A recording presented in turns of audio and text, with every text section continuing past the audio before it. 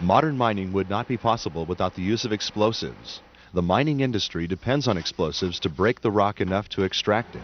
When used properly, explosives are safe, but if mishandled, they can be deadly. The Mine Safety and Health Administration, or MSHA, is the primary regulator of explosives in mining. The regulations can be found in the Code of Federal Regulations. In addition to MSHA, the Bureau of Alcohol, Tobacco, and Firearms, as well as state and local law enforcement, can also be involved. Any employee working with or around explosives must be familiar with these regulations. Your company may also have its own policies about handling blasting materials. The Institute of Makers of Explosives, IME, provides in-depth recommendations on how to handle them safely, as do the individual manufacturers of explosive materials. Every case of powder has a list of recommendations and instructions. You should review this information frequently.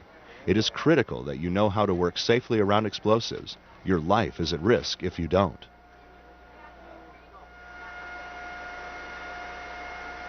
Explosives are controlled substances. Unauthorized removal of these materials from the work site is a federal offense.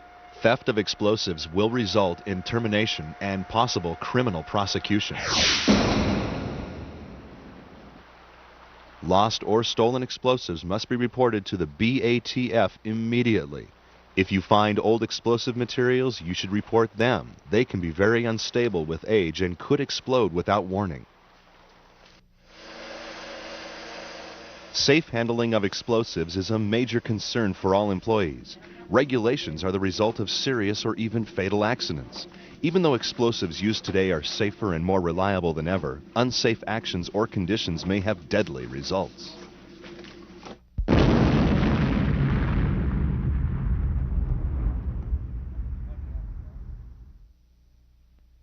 In the early 90s, up in the Republic area in northeast Washington, we had two mines working. I was a supervisor at one mine and was a member of the mine rescue teams. A kid that had worked for me up to 2 weeks before called me first thing on Sunday morning and said, "We've had a tremendous explosion at the mine. There was air curtains blown out, there was rock down, there was pipelines torn out." Two guys were working loading drilled rounds. The powder vehicle itself had blown up.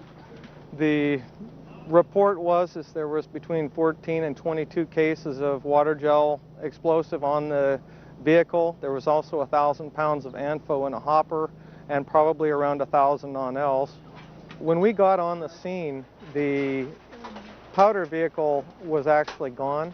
The 1,000-pound hopper of ANFO was the only thing that told us the vehicle was there. It was basically untouched for some reason.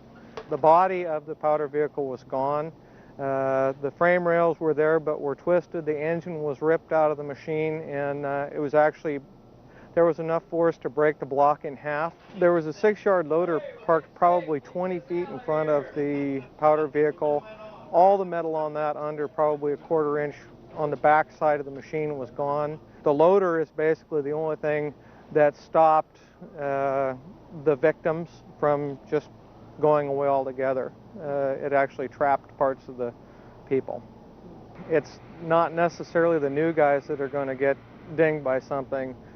As people get more experienced, they do get complacent with things. Hey, we do something every day. We blast rounds every day.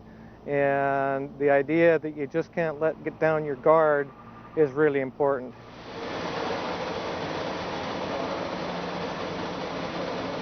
There are many types of explosives used in modern mining. In all cases, once they are delivered to the mine site, they become the responsibility of the mine and of the miners who handle them.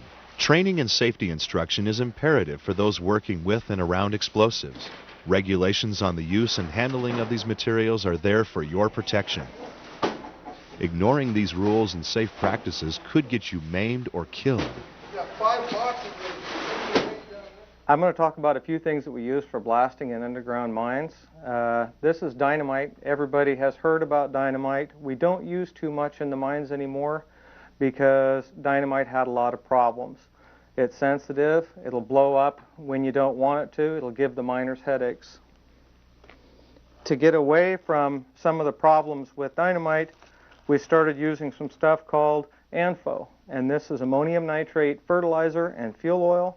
It's much safer, it has the same punch as dynamite, and it's a heck of a lot cheaper to use than the dynamite ever was. One problem with the ANFO is it melts in water. One of the ways that we got around the problems with ANFO, the wet holes and whatnot, is by special packaging or by mixing it with plasticizers that make it so it's not sensitive to water. This is called water gel. There are a couple other products made that are pumped in. They look like a strawberry milkshake. They pump the explosive in the holes, and it does the same thing as the ammonium nitrate. It's just not in the package. A couple of the detonators that we've used in the past. This is a blasting cap on safety fuse, and they were widely used in the industry. They are not commonly used anymore. Another one that was commonly used in the past was electric blasting caps. They made it possible to break rock very effectively, but they also had some drawbacks. Any stray electricity could set off the blasting cap, and of course you'd have a problem.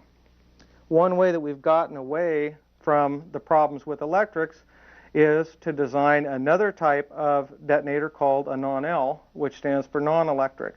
This is a hollow tube. It has a special powder in it, not very much of it, and it's designed to be set off by an explosive called primacord. The tube sets off the blasting cap itself, which sets off the explosive, and that's basically what we use now. Blasting agents should remain in the manufacturer's containers until they are used underground. When you are transporting a supply of explosives in a shaft, you must notify the station tenders and hoistmen. Powder on the north. Once on the cage, the different blasting agents must be in separate, closed containers, and no muck, materials, supplies, or people may be transported when explosives are in the shaft. Skips or cages in adjacent shafts may not be used at this time either. Be sure to secure explosives so they don't move around during transport, causing sparks or impacts that could set them off. Once delivered to the shaft station, they must be moved immediately to the underground powder and primer magazines. When you are bringing explosives into the mine, it is important not to transport detonators with other explosives unless they are in approved separate conveyances. They must be in their own containers and should be moved as quickly as possible to the level magazines. No other materials may be transported with explosive materials, and all vehicles carrying them must be posted with proper signs. Prior to transporting these materials, inspect equipment to ensure it is safe to operate. If transport vehicles require repairs, they should never be taken into the machine shops when loaded with explosives. Only those employees needing to handle the explosives should ride on the equipment, and vehicles must never be left unattended when they are loaded, unless the cargo area is securely locked. Only non-sparking materials should be transported in the cargo space with explosives. When you leave the vehicle, make sure the brakes are on, the wheels chocked, and the engine turned off. No explosive materials should ever be transported on locomotives. If you are carrying these materials by hand, make sure they are in closed, non-conductive containers and that detonators and other explosives are in separate carriers. Underground primary storage magazines should be left clean and tidy and posted with warning signs. Trash or other materials that could be ignited must not accumulate in or near the magazine. If it is necessary to do repair work that could produce sparks, explosives should be moved at least 50 feet away before work begins on the magazine. Access to the magazine must be unobstructed. If you notice unstable roof conditions, take care of them immediately to prevent injury to yourself or fellow workers. Only explosive materials and equipment associated with them should be stored in the magazines. When you are removing explosives from the magazine, use the oldest ones first. Materials and supplies needed at the face should be delivered as close to the beginning of the charging operation as possible to avoid having them left unattended. You should only deliver what is actually needed and return unused explosives promptly to the magazine. If your mine uses auxiliary storage facilities, they must be stocked with no more than a 1-week supply of explosive materials. These auxiliary boxes must also be posted with warning signs and kept suitably dry, clean, and in order. If they are damaged, repairs should be made immediately and no debris should be allowed to accumulate. If your mine uses day boxes, follow the procedures for them outlined by your management. All underground storage facilities for explosives must be kept locked unless access to the underground is secure. Dust and fumes from a blast can be hazardous to your health. At the start of your shift or when you are entering an area after a blast, you must wait for the ventilation to clear the air and a post-blast inspection to be made by a qualified person. A blast area can be unstable. When you arrive, check the face, ribs, and muck pile carefully for misfires and bootleg holes. Wash the area thoroughly before any other work begins to control dust and wash out misfires. Loose rock from the blast must be barred down immediately and the site thoroughly checked for safety before mucking begins. When you come into your work heading, we water down to start with, and generally when I throw the water hose on the muck pile or whatever, and I'll walk back through my area to make sure it is safe, to make sure any rocks haven't loosened up through the, when my opposite crew comes in and he blasts, of course it's going to loosen up rock. It's just the way it goes with the territory. So every day I come through and I'll walk back while I'm watering and check my stope area to make sure it's free of any fallen rock. Never drill a bootleg or misfired hole. Undetonated explosives could ignite unexpectedly and destroy anyone or anything in the area. If you find a misfire, you must dispose of it immediately, preferably by washing it out or by blasting it. If you can't dispose of it safely, post warnings at all approaches to the area and notify management at once. When you are ready to load a round, always do it carefully and in a manner approved by your management. After a face or work area has been drilled in a predetermined pattern, check each bore hole and clean it out to make sure it is safe for loading. Use the proper type and amount of explosives, and remember that primers and boosters must never be tamped or dropped. Your tamping bar should be approved and made of wood or other non-sparking material. A safety fuse must be adequate in length. Never cut them shorter than 3 feet. Combustible materials are not used for stemming. Open flames are prohibited within 50 feet of these materials. Whether they are in a magazine, day box, or loaded in the face, smoking is not allowed in this area. This also means that only ignition devices designed for that purpose can be used to ignite a safety fuse. No lighters or cigarettes. If electrical detonators are used, they must never be handled if there are stray currents present, such as static electricity or electrical storms. They could blow up unexpectedly with disastrous results.